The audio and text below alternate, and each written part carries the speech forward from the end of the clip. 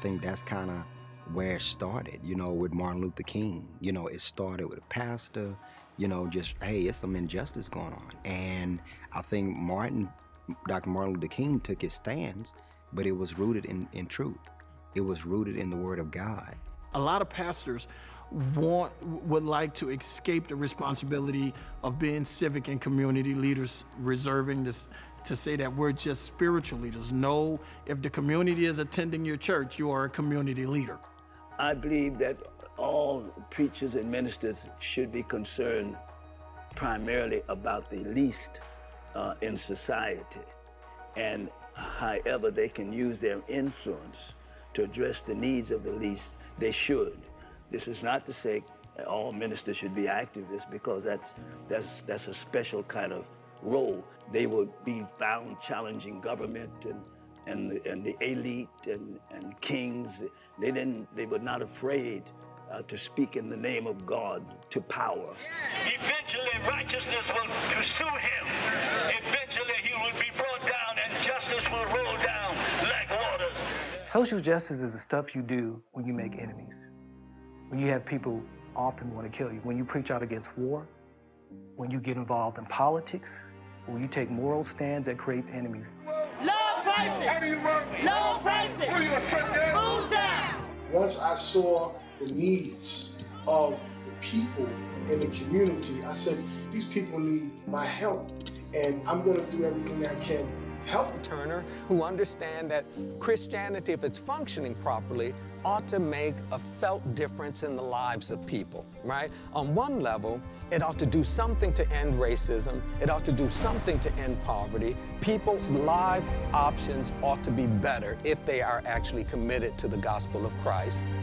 A minister who does not say anything about anybody or any cause and just simply preach a gospel that he is not willing to put into action is a minister really is not worth having.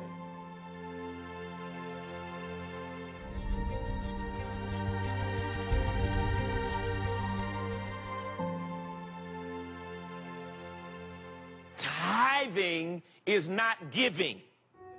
It is a special portion of your increase which God has reserved for himself. Well, tithing, it stems from the biblical mandate to give 10%. Give 10% of what you have to God, and in exchange, God will give you much, much more. Well, if it's not your day to tithe, you may be seated, but tithers that are tithing today, you're going to lift your envelope all over this place, because I'm speaking it for you today. And repeat after me, believing your word to be true. I enter a tithe covenant with you, Lord. 40% of the money went to meet the needs of the community at large, poor people. The rest of it went to meet the needs of the poor people that are already in the church. There was no such thing as a paid clergy. So black churches, like other churches, have really pushed this tithing because it's a consistent source of revenue. Churches have bills to pay. They have staff to take care of. And the only way to take care of this is to make certain that members of that congregation are giving properly. So I think with fighting the social ills in the community, the church needs to prosper. You know, I cannot help the poor, and I'm poor. You know, and so I think it's so important to make certain, you know, as a church, you know, we are healthy financially. So I would like to see the church go back to the point where it can collect tithes and offering, and keep 10% and give away 90%. Can you imagine a mega churches who is taking in an essence of $10 to $40 million, tithing 10% of their giving back to the community? You don't even believe what the church gets back is 10%? Well, I don't think that mega churches get back their 10% for sure. It is no question. It is absolutely no question. If that was the case, Atlanta would not have a poverty issue.